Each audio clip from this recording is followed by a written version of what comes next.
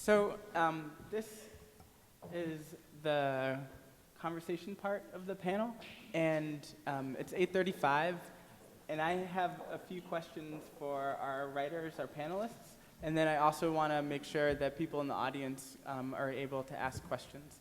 But the first question that I have that I was thinking about as I was hearing each of you read is how is literature political, or do you find it to be political? Or is it not political? I'll take the reins on that one. Okay. I think that literature has the ability to be either. It can either be very political or it can be completely apolitical. I would say that James Patterson is fairly apolitical. It's just about selling books. The guy that wrote Dr. Zhivago, Yes, very political. Yes. But when it comes from various sources or describes different experiences, it can be very political. Describing a trans experience in literature, to me, is an inherently political act because embodiments of trans people in culture do not exist, and when those don't exist in our culture, it is a tacit approval of trans people not existing in our culture. So when a narrative, when literature is created that includes those stories and includes characters that are built that way, it's very political. It's inescapably political. I would say that anyone writing trans characters and not thinking in political terms and not accepting the politicized nature of creating those characters is fooling themselves or lying to everyone else. I think you have to know that it's political to create those characters, and it's like that with so many other peoples. It's not just trans people, but for the purposes of this panel, it's creating trans characters is absolutely political. Ditto. I was just thinking, I really hate politics, and I really would not like it to be entering into the conversation. I mean, you don't have a political discussion saying, is politics literature? I would rather just write stories. I'd rather use this to share and meet with people. I love this idea of being able to read for everyone and to listen to good stories too. Unfortunately, it isn't an ideal world. And people come into a reading, especially if you see, we four women reading this way. Of course, there's preconceptions coming into that. And so part and parcel of existing in the real world is politicizing our work.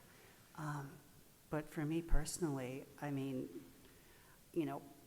politics, if I never had to see politics again and just had the world just exist in a good way, I'd be so, so happy. But it is that it is. Yeah, and to piggyback on that, I mean, the question of the relationship of the personal to the political is still a question, right? We haven't solved it. And my own experience of literature has always been extremely personal, like contextualized in any number of ways, but still, it seems like literature is neither solely personal nor political, right? Like, if you're turning out literature that is in no way personal to yourself as the writer, what are you doing? But also, you'd have to be coming from an extremely privileged place in order to be turning out work that is relevant to yourself, but also somehow completely apolitical, I think. And so, in that context, I feel like the writing of trans women specifically is necessarily political, although without the kind of connotation of like carrying picket signs and those kinds of things, or vote for this presidential candidate or whatever. So yeah, it seems like. Yeah, and it's the same thing. I mean, we talk about trans women, but just women in general, right? I mean, wombs are political. Breasts are political. I mean, do you really, if you had your druthers, I mean, I think many people just want their bodies to be bodies, but, our embodiment is political, and that's just part of being oppressed.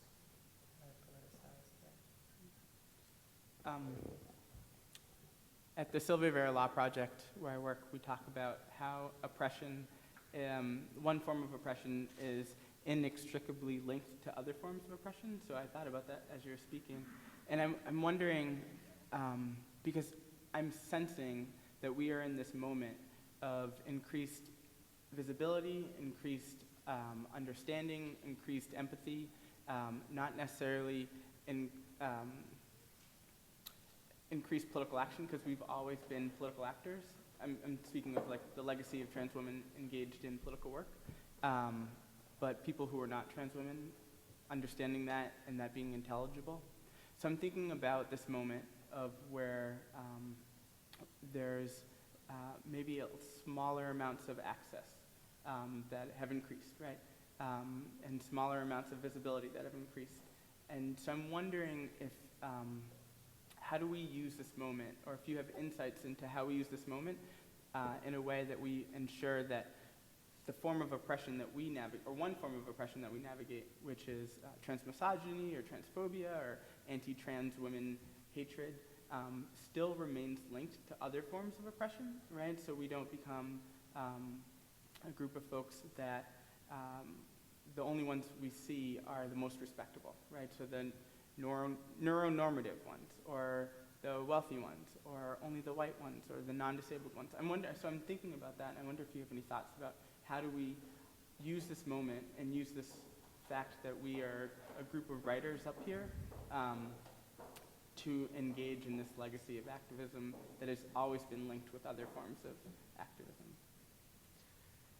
I think that that just including those elements in any narrative, considering, I'll use my own story as an example is that this person is not just trans, and in fact, her being trans is a very minor part of the narrative.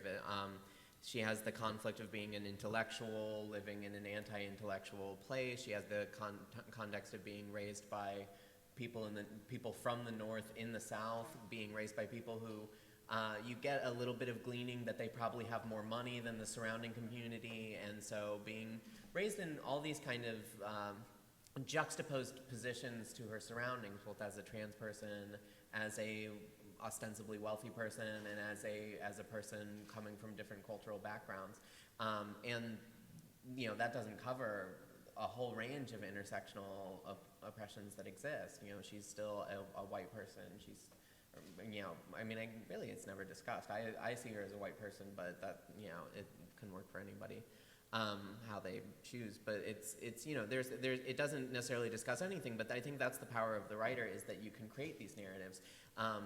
A thing that actually has been funny to me, but also is really interesting, is how much people assume that this character is me, and that I have had so many people be like, oh, you should go to this eating competition now, and it's like, no, this person's actually made up. This is not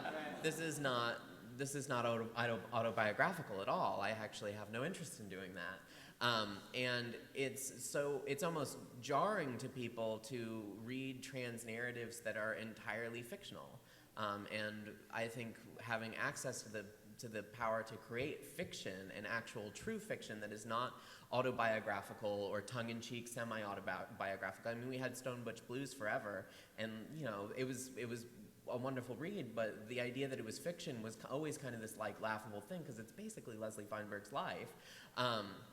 And so creating characters that are more separated from us is a power that we have as writers. And when we create characters that are separated from us, we can take into account all these other things that might exist differently than we experiences, and you can take it into the context of these much larger intersections of oppression. Yeah, and I'm not Vietnamese, so just thought I'd bring that up. But also with these oppressions, just something else too, just to bring up. As trans women, we're in the DSM-4, and as trans people, that means in somebody's book, we're crazy. And I think that sort of pathologization is something that, again, we have to work against. One of, I think, and this speaks to a larger problem, people a phobia against people with mental illness in general, and that's just the way things are. But I put it as a challenge, not just for, I think, to a large extent, you just heard people, we're doing our job. And what I'm hoping is that, some of us can sort of, that you see that when you're listening to this, if you can just open up a little bit, and you're not here to learn about trans women. Hopefully you're here to learn a little bit about yourself through our experience. I mean, I was joking, I'm trans, so you don't have to be. If you can learn anything from my experience, and it renders you a wiser, more capable, happier, more enlightened person, I've done my job. And I'm hoping and trusting that if we have that kind of exchange, you can't help but see my struggle as related somehow with yours. I think it's interesting with literature specifically because accepting kind of outlier experiences like this, where one person at a time is reading to a number of people, it's a very individual relationship that you have with the text.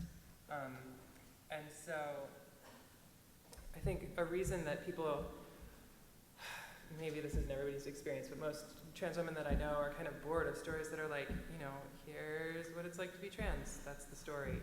I had a writing teacher years ago. I shouldn't have admitted that I took a writing class. It was 12 years ago, and I barely even showed up. It happens to the best of us, Lev. But she was talking about, what? Somebody hacked something? I had a teacher who was talking about the New Yorker short story that was kind of in vogue in the late 90s that maybe still go on, but these stories that are like, let me show you my culture, and that's the whole story, and it was much more based on almost like an exotification relationship with racial or geographical cultures, whatever kind of term the individual story was using. But those stories only go so far in terms of like reinforcing the privilege systems that produce them and publish them and these things. And what you can do with kind of what Topside Press has done to get distribution on this collection, to publicize this, is to get it in people's hands. And so if this were a collection of like, here's like step-by-step how I got hormones, like here's what it was like to be on hormones for the first 6 months, and here's like these stories that I've read a million billion times, and I think probably many of us here have read a million billion times, it would kind of be like, well, what are we doing? But instead, we're getting a lot of different kinds of experiences in the service of a narrative that therefore kind of, produces a relationship in the reader with the writer, right? In a way that, other kinds of cultural production or whatever don't really have a way to do. And so I think that specifically is what is interesting to me about this format in this way and why I'm stoked on this book. Oh, should I say something? Everyone said really smart things. I guess to go off sort of what Imogen was saying, like, as far as how we take this moment to sort of,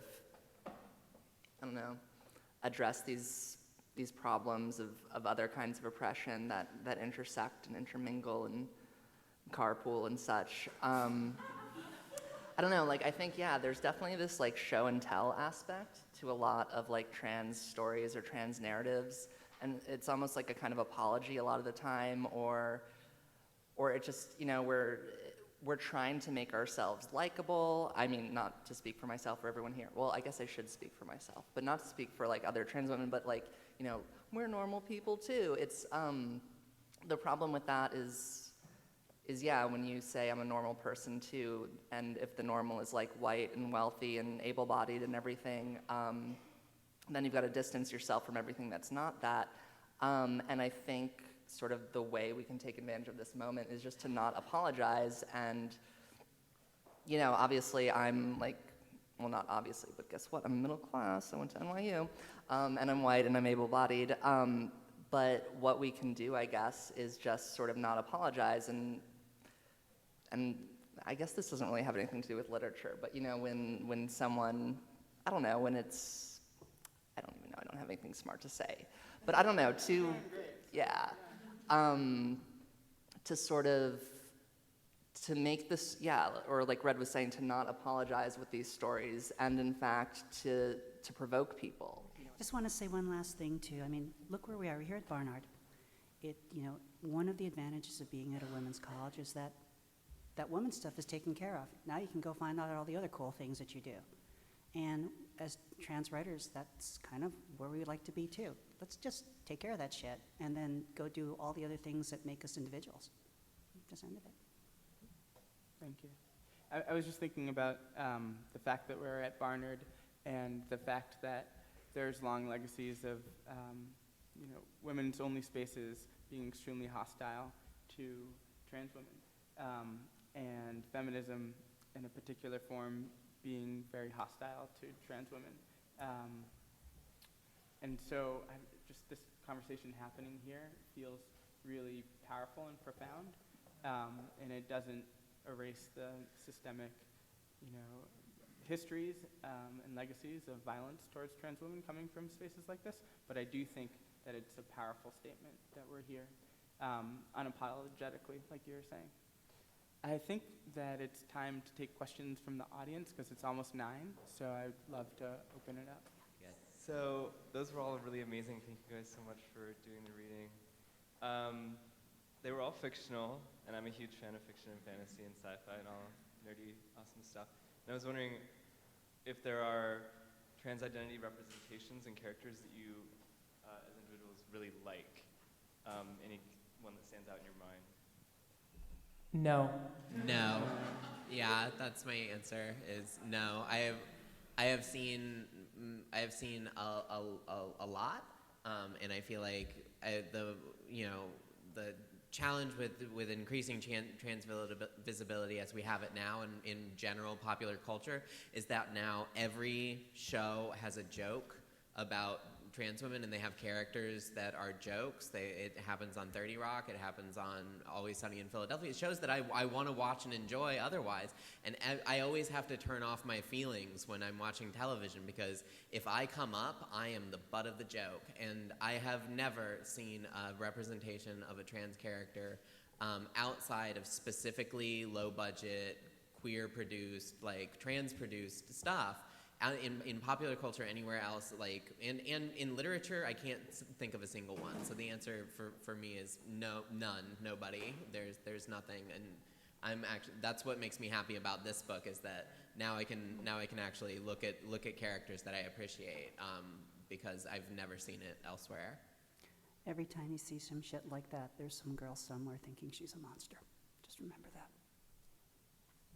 Also, like Red was saying, it just sort of, that's more serious, but also, I don't know why I'm even talking, because you already said it, but it really sucks to did anyone see that show Wilfred with Elijah Wood? It was it's actually pretty good, the first episode, and then the second episode, there's like a 5-minute tranny joke, and it's I don't know, Red already said it, it just sucks, because I'm a comedy fan, and I'm a sci-fi and fantasy fan too, and I don't know, I want stuff to watch that's good and doesn't make me sad. What Red said. Do y'all know Marble Hornets? Yeah, no trans jokes so far in Marble Hornets. Sesame Street has been pretty good so far too. Yeah, I mean, the majority of, I feel like I'm talking a lot. The majority, the very overwhelming majority of trans characters on TV, movies, books, and these things are written by cis people, right? And they're often either kind of pandering or cartoon or caricatures, or else kind of modeled on this idea of tolerance. Let's show how hard it is for trans people. That'll really accomplish something. Which is not to say that cis people can't get trans people, right? I totally have cis friends, but Some of them are here tonight. Show of hands. It's okay, you don't need to out yourself. It's okay. Yeah, this is a safe space. Yeah. But, so it's wild the way that those things consistently happen, right? Consistently, the writer of the TV show is not a trans person. So, therefore, unless they're particularly engaged and working really hard and probably have trans people in their life, they're going to do a shitty job. And we've seen that for as long as I've been alive, right? Which, again, I feel like we're selling this book pretty hard, but it's cool that most, if not all, of the contributors are trans people. And so most, if not all, of the stories go a little bit deeper, or a little bit more, you know what I mean? I would also love to hear if y'all know trans people who are producing fiction, media kinds of things. I would please tell me about it afterward, or right now. No. You know, the thing is too, I have no clue what's going on, you know, in your lives, and so for, you know, me to claim survivor status, yeah, I've gone through shit, and courage, yeah, I've had to be courageous, but so have you. And, you know, if you were writing something, and if I said you're so courageous, you'd probably go, that's really nice, but did you really hear my poem? And that's the same thing. I mean, look, yeah, being trans sucks, but being a lot of things sucks. I mean, that's the world, that's the way the world is. I forget what the original question was, but talking about as we were like it was about trans, so we've all been on topic, okay.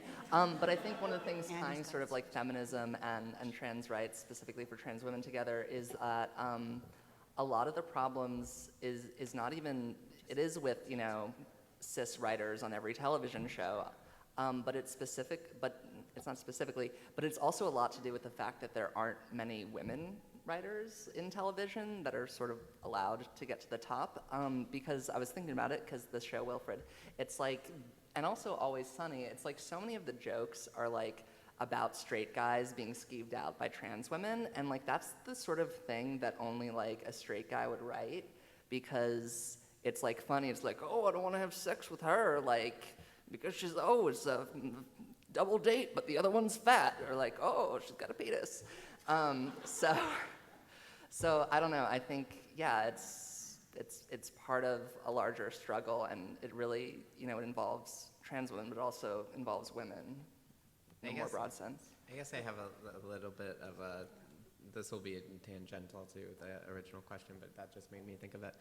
You had mentioned a concept of trans misogyny, and I think that's it's a fairly newish concept, and I like it in some ways, but in a lot of ways I don't like it, because I'm like, even in misogyny, trans women can't be without all other women, and it's so it's so frustrating, and the ways that trans women are often affected by trans misogyny is actually just the way that misogyny affects women. When a woman is too assertive, she's always been considered too mannish. It's always been you're being a man, and like that is throughout history. That is not a new concept. And there's only a minor difference to me in that when a trans woman's womanhood is attacked or curtailed or in any way tried to be taken from her, it becomes this literal taking of your womanhood. It's not just you're not being the right kind of woman. It's this is because you're not a woman. And so separating it, so having separate concepts of trans misogyny versus misogyny, to me, it just feels so unnecessary, because trans misogyny, as far as I'm concerned, is one lens of misogyny, and misogyny finds all kinds of lenses. It finds lenses based on race and ability and appearance and acceptability in terms of behavior and all things. So to have this special separate trans misogyny, to me, is not only unnecessary, but it's again that one thing of trans women being separated from all other women, even when we're talking about misogyny. Right. So it's that same kind of thing of the part of the problem that there aren't enough trans characters, maybe part because there's not enough women writers, and it's all these different, again, intersections of oppression work in all these different ways, and that's kind of the context that trans women can find themselves within. That is understanding a place within broader conversations about misogyny and oppression in general. Well, this one isn't about what it's like to be trans, but who are books for nowadays? Like as a performer, I think a lot about who my audience is and how to connect with them, and we've talked about kind of how a book connects with the reader, but who's reading? Like books as activism, who are books for nowadays? Because I feel like that's shifting. That's a great question. I have a response to that. Yeah.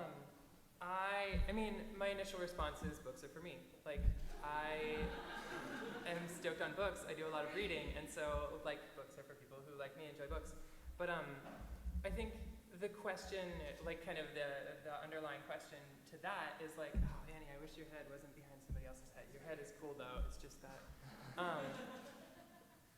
Like, what is this book going to do? Like, how is this book going to change things? And Red and I had a little conversation conversation about smart things that we were going to say at this panel, and so I was excluded yeah. and just heard about it.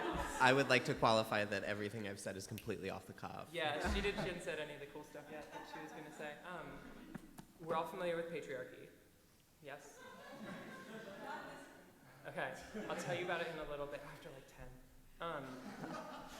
So we talk about internalized transphobia. We talk about how we internalize racism, we internalize sexism in these things, and then we work to not allow ourselves, or like not to express these things, right? Like you can't help but internalize this poisonous culture.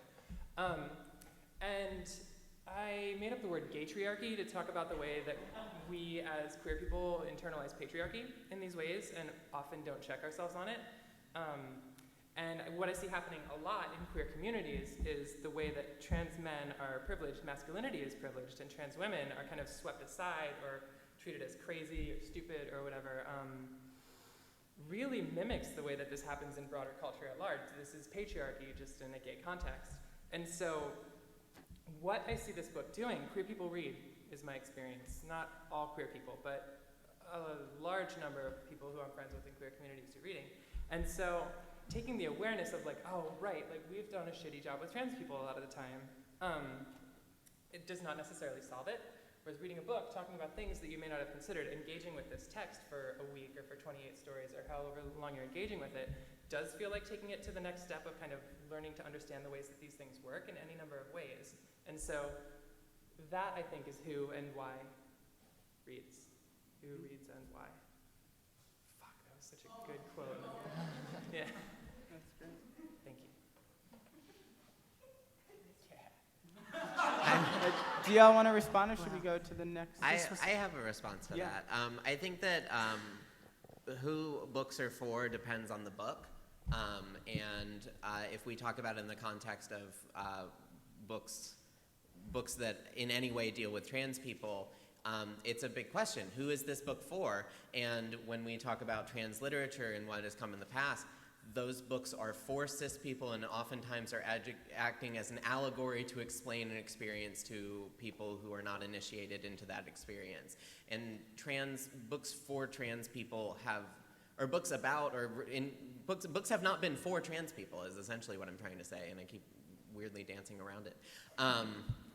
But books regarding trans people have been for cis people, and we're starting to see an emergence where we're creating work for trans people, and cis people getting it is a nice bonus. The book that I'm tweaking now is entirely focused on trans people. There's zero 101. If you don't know anything about trans people, you will not understand this book. And it is based entirely out of not giving a fuck who can understand what's in it. And if you don't know, then you have no excuse. In 2012, there's no excuse for not knowing shit, because there is Google, and it is there, and you can use it, and you might have a public library, you might have something. I get so sick of hearing the question of like, well, I don't know anything, or having that, and having to read these stupid books that are just being written to explain shit to people who aren't me, when I want to read characters that I can relate to. To me, it's like cis people you have all the other books too. All those books are yours, and they're based on the assumption that we all understand what it means to be cis. I have no idea what it means to be cis. I really don't. Like, I'm very immersed in a cis culture, but it's not my experience, so I'm not sure. I wish there was cis 101 books for me, but so I'm sick of. I get so sick of every piece of creative energy at all dealing with trans people is all for this audience that isn't trans people, and I feel like the power of creating content for trans people is literally life-saving. There are just so many people out there who need to see themselves represented in a way that is affirming and is positive and is genuinely creative and speaks to them specifically, or they are going to die. And it's that level to me. And there's all kinds of social justice work that can be done, and that isn't like that. And this is where I feel like I'm able to do something, and I feel like I'm on solid ground with how I can create content and things. And I put it at a level of it's literally life-saving to create relatable characters for trans people, and without regard to who else needs to get it, because there needs to be stuff that isn't about people who aren't trans getting it. It just needs to not be the priority. Hey, Red, what's the title of the book you're tweaking right now? Ready, Amy, Fire. Great. Thank Well, you. As a person of color, I've grown up my entire life not seeing myself represented. I have had to go, like, deal with, I mean, I thought, it's like, there's really nothing. And I've discovered that, maybe not discovered, I shouldn't say discovered, that's really arrogant, but within communities of color, there's something really interesting. You find out that we have this capacity to project and identify and take the best out of what we see. And, you're not going to find a character, in Western media or Western, movies or anything, of compassionate, fully fleshed out Asian, male, female, whatever. It's just not going to happen. You're not going to find too many characters. You just kind of like it's fucked up being POC. I mean, that's just the way it is. And so, but the flip side of this, and I think this is where I kind of differ just a little bit. After a while, I just fucking don't care. After a while, it's just, I'm never gonna see representation. I don't even know what the fuck that looks like. I don't feel a loss. I never had it. What I've had to gain is, a connection regardless of, in spite of, there's still this. In spite of X, there is still Y. And I want to provide that Y for people. I've kind of grown much more personal, where, I can go to a used bookstore and find this author I've never known. And all of a sudden, she or he or Z and I are relating, and I'm learning something. And, and maybe being a person of color is a blessing, because I've never had the expectation of finding somebody I could relate to. And it's always seemed kind of subversive when I can find somebody to relate to, something very secret and personal. And for me, my audience is that person. I think of my work, and I think highly about my audience. I don't know who she is that's going to read my book. I don't know, so I want to make it good.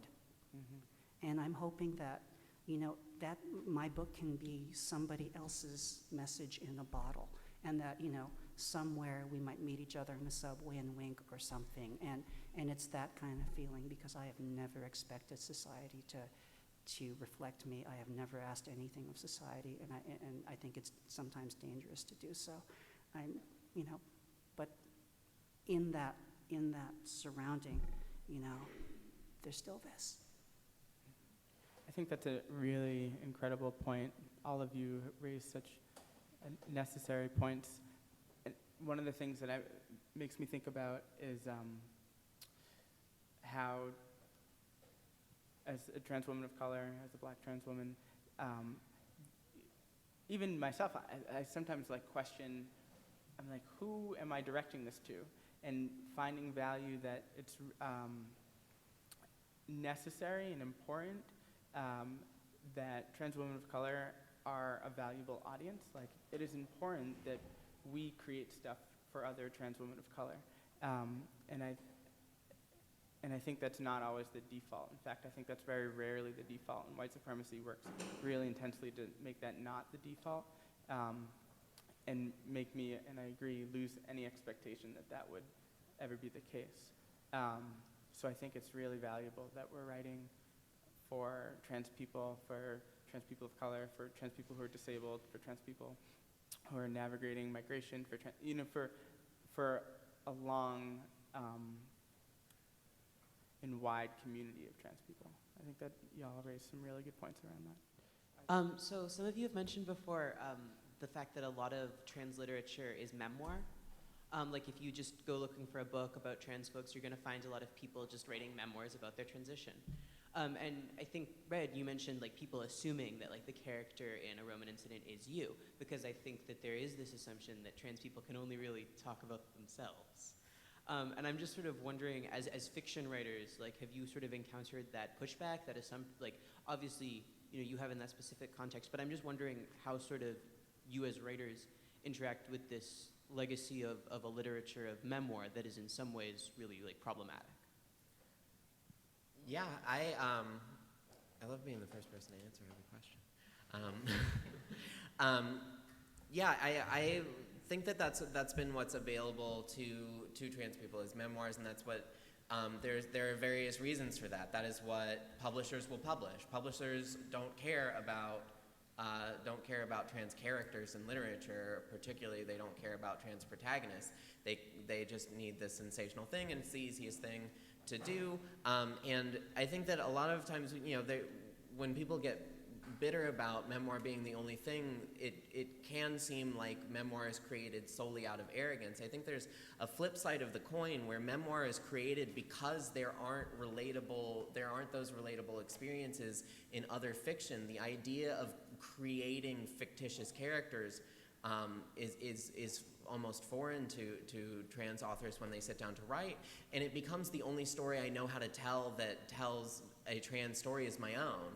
And so it does take, I think, a little bit of extra work to create a meaningful trans character for literature. And I wouldn't say that I've experienced any pushback other than what I've already said, which is just this assumption that some part of this character is me, and maybe there are parts of this character that are me. I mean,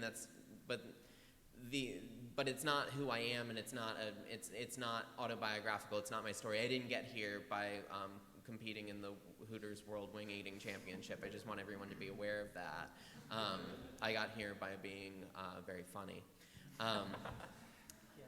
And so I guess that's kind of my opinion. Is memoir is what is the legacy of what trans people have written to date, because it's what trans people have been allowed to write, and it's because it's that kind of vicious cycle where there aren't any trans narratives, so the only trans narrative I know how to tell is my own, and that's why I think that Topside Press is so important. Because it has broken that cycle where there's actually just an investment in publishing literature from trans people about trans people that is fiction. And creating fiction, I think, is very important, because it is one way that cultures lend themselves credence both to themselves and to an external world, where it's not necessarily explaining real things, but it creates culture, it creates content, and it's not just a follower of culture, it's an engine of culture, and it works for all people, all cultures who create their own stories and their own narratives that are fictitious are able to expand themselves and learn from that in ways that you can't learn from memoir and you can't learn from history. If that had been the only thing that had come out of Western culture or Eastern culture or African culture or any of those cultures, you would see those as very different. They would be far more stunted creatively. And all of those cultures, because they have created fiction and used their imaginations to create these things and exist in these ways, it is they're very different, and you see these differences. Elaborate themselves. So I don't even know what I'm talking about anymore. Basically, we're at a point where we're pivoting away from memoir. And there will certainly always be memoir, especially coming out of larger publishing houses that don't actually care about trans people. They care about what books they can sell. So that it'll always exist, but kind of veering off from that, I think, is important and necessary for trans people to find new avenues for themselves. I just think about what Rika was saying. I think about a few things, like access to different forms of writing and access to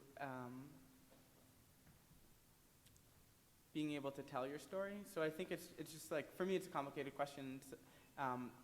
so rare, so few people are encouraged to tell their stories.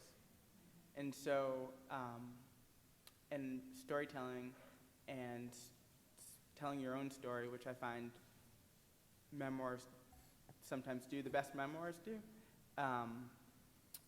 is to me an extremely powerfully political act, and one that I think is important for me as a person to support because of how white supremacy and patriarchy and sexism and transphobia operate.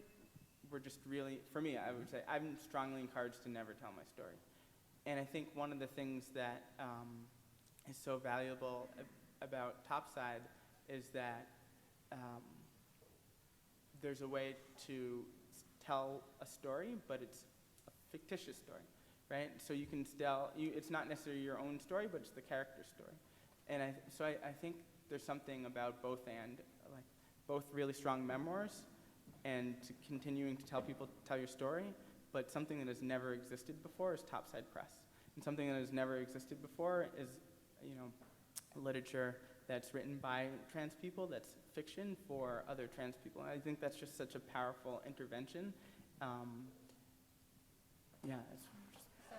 Anyway, the thing about it too is not simply with Topside and these presses, it's not simply that it is, that these presses publish trans writers, but they're edited by trans editors and things like that as well. Yeah.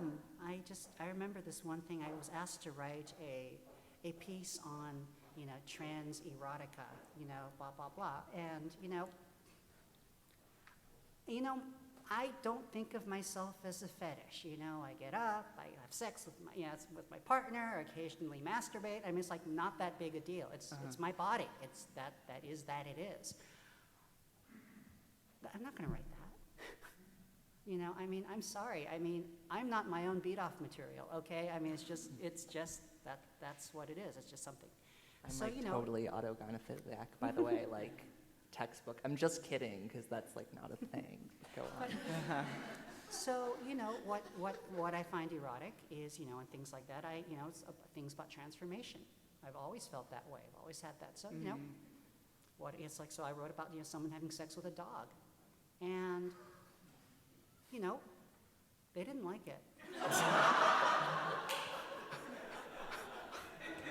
And my thing is, if you want to fucking open up, into what I think, then deal with it, Otherwise, and the thing about it is, I think that with an editor who has, really fucked up transphobic expectations from the beginning, they're going to get really fucked up, transphobic anthology, no matter, just by their selection. And, so there it is. I think it's not just, I think we overlook that this isn't just trans writers. These are trans publishers and trans editors with power. And I think everybody benefits because, really, it's a good story. It's a dog. And my take on the memoir question is that I feel like a memoir by a trans person that's just about being a trans person and that's what's going on doesn't actually serve to kick down any doors, but reinforces cisnormativity, right? Look at this amazing but true story. And regardless of how it's framed and regardless of how the author intends for it to be read, this is the cultural context into which it's dropped, right? This is a novel just about somebody who's trans. It's weird, or not a novel, a memoir. How many of those have we had, right? There are already a lot of them. And so, I don't know. I have a book coming out from Topside called Nevada in March, and it's explicitly kind of the project at the center of it. Because I was I'm so bored of reading about people's transitions. I get it, I did it. We all have access to this information. I want to read about somebody who's years after transitioning and somebody who's years before transitioning and see how they interact. And so that's kind of the central question at the center of that novel, which can't imagine, HarperCollins printing that novel or memoir, right? Oh, they're fucked up like everybody else. Who would have thought? I guess that's not a cohesive No, that's statement. great. Yeah, That's important. I would I guess add to that focus on transition as the crux of any trans narrative in terms of what's allowed to be published and what's allowed to be produced. You look at Trans America, you look at whatever that shit. It's all this very transition focused, and then the end of the story is got the SRS done, story over, and it's because in my estimation it's because that is the only thing interesting about trans people to the cis people who are creating this content and the cis people who are funding this content and publishing this content. It's the only thing they want to hear, and they will literally have moments where if you were to suggest that you make a story about a trans person who's at a completely different stage in their life that isn't about the awkwardness of transition and the magic of going from one gender to another. Their question is like, well, then what's the point of making this character trans? And it's just like, cause people do stuff. Like, you know, it's like, what is a trans narrative that isn't a transition narrative? You can have a trans person who opens a pizza shop and hijinks happen, or somebody who flies in a spaceship. Like, it doesn't. And hijinks People can't fly in spaceships. The idea that trans characters can just be people who are trans is mind-blowing to the content creators that have existed so far. And I think that is also a value of the collection, is that there's all these stories where it's just like, I just work at a coffee shop, or I'm just living here. Like, there's not this magical transformation story, and it's very important to actually counteract that idea that the only part of trans people's experiences worth looking at or hearing about is transition. Is Okay. the end. And what that does, by focusing specifically and only on transition, right, is to draw this narrative where like a person is a cis person, and then they're a trans person, and then they're a cis person again, which completely erases trans lives, right? Like, being trans affects you before you transition, and being trans affects your life after transition, and that's completely erased by this very cis-normative model of producing stories, right? Absolutely.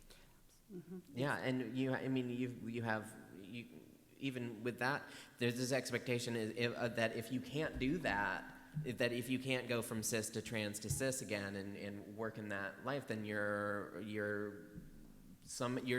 even more marginal. I'm never going to be a person who walks through life and, you know, is normal by that standard. I'm always going to be the person, like, I have accepted in my life that I am never just going to comfortably shop for groceries again and for as long as I live. Like, that's my life. What about that Stop and Shop delivery service, though? I don't even know what that is. My one, it's not even a pushback, is that I imagine that there are memoirs that don't just do that, and that there's a possibility for a memoir to not just do that. There's a possibility, and that the content creators aren't necessarily interested in that, and nor are the publishing houses that make a lot of money, nor the studios that would make that into a film. But Imagine no transition. exactly, nor the top 40 Billboard songs.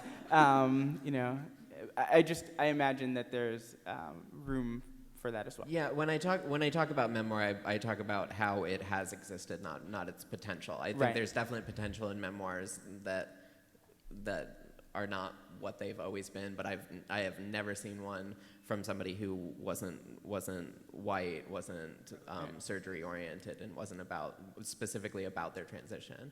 Right. But I do think there's a lot of power and potential in memoir. I don't want to rob it of that, because some people have really good, really interesting stories. The people who control what stories we get to hear don't give a shit about those stories so far. Also, this shit's expensive, which means you're bringing class into it. And, there are some people who just can't. I mean, like, I work with, youth of color in LA, and they define somebody, if you're a sex worker, you can get your transition because that's the only way you can make enough money to go ahead and do that. And so, you kind of like bring class into it, and that's really kind of a mess too. That's really problematic as well.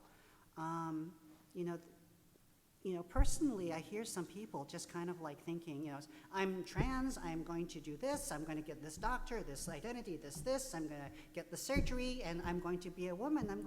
That is so not the way it is.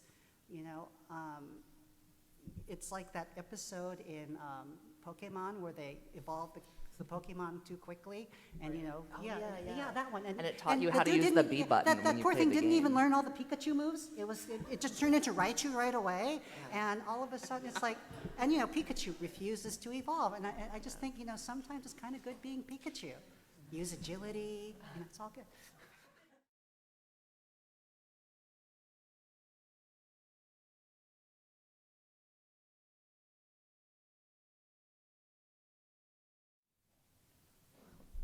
I write the best story I can. I smile a lot. I show up on time to the readings, and I, explain when I'm asked questions. I do the best I can. In other words, I work really hard at my craft. I flew out here from LA on my own dime because I believed in this reading. I care, and I put that into every word I write. That's where my job ends. What you do with it, to me, is your business. I have some ideas of where I'd like it to be, but it's like letting a child go. It's an adult. It's ready to. I've done the best I can, and so wherever she fits in the world, I'll support her.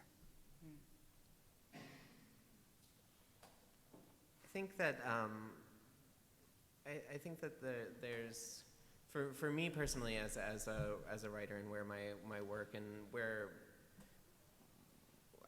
I wouldn't even say as a writer. Like being a writer is a thing that just sort of happened to me very recently. I've been a comedian and created other content, and I wanted to project an idea that a sort of like almost do-it-yourself idea, which can be really complicated, and it's rarely this perfect creation that encompasses everyone and takes into account all possible narratives, because I'm coming from a place where I am not college educated, and all education that I have is my own. I had to seek it out. I was educated in public school in North Carolina, and I barely graduated high school. And so when I get up on a panel like this and I speak articulately, that's ironic. There's an assumption that I'm coming from a place where I'm college educated and I have this wealth of knowledge that has been imparted to me by caring generations beforehand. And that's not my story. And I think it's important for me as a creator of content for other people to try to affirm that kind of story, and or other stories where you're maybe not playing into the expectations. So often when we talk about feminism or talk about queer community, we're talking about white, college-educated, able-bodied people living in a city or metropolitan area, and people who wear certain clothes and have the same haircuts and things like that. It's very limited, and so and I'm exceptional from that narrative as a poor person and as a non-college educated person. I'm not exceptional from that narrative as a white person, and it's important for me as an author to remember that and remember those things. And so I think my role as a writer is to create the best content that I can and hope that there's some affirmation in it. I try to create affirmative content, and generally prefer to make things humorous and kind of keep things light. Because that's where I saw a lack. But I have a lot of blind spots because of privileges that are inherent to who I am, and privileges that kind of when we talk about intersectionality, it's the way that being poor and white can intersect sometimes is that you don't know what ideas like intersectionality are, and you have to figure them out for yourself in this way that isn't fed to you the way that it's fed to college students. And so I don't know, doing the best you can is essentially my answer to that, is that's my role, and that's what I hope to continue to do as an author. Yeah, I'm squirming a little bit. I'm kind of like, oh shit, yeah, like what am I doing that's like anti-racist or anti-oppression work in this writing? And oh, you look like I hurt your feelings. I think it's a really useful question to ask. I mean, the story that I read earlier obviously like doesn't really have much to do with that, except that it's kind of a critique of someone who's coming from relative privilege, kind of realizing that, having to go, oh, this bubble that I built is like actually kind of bullshit, and it's popping a little for her in this way. But insofar as like working explicitly on the things that you're asking about, yeah, I don't know. Well, I want to thank everyone, Red, Donna, Imogen, Rika, and Barnard Library, and And thank you for doing a great job Thank moderating. you, Rena.